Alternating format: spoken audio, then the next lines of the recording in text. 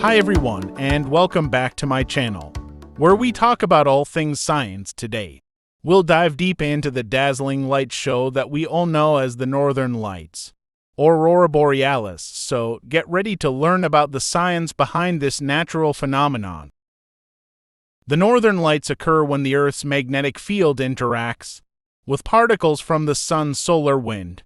This stream of charged particles flows out of the Sun and travels through space, eventually reaching our planet. These particles are made up of electrons, protons, and other charged subatomic particles.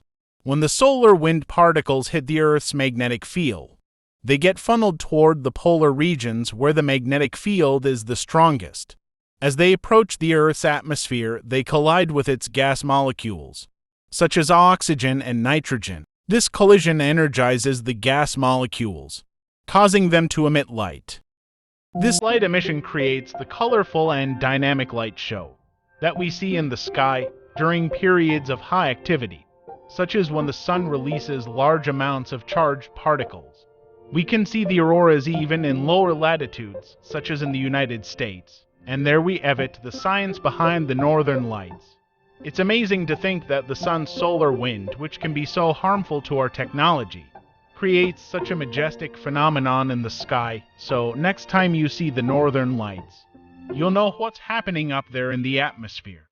Thanks for watching, and I'll see you in the next one.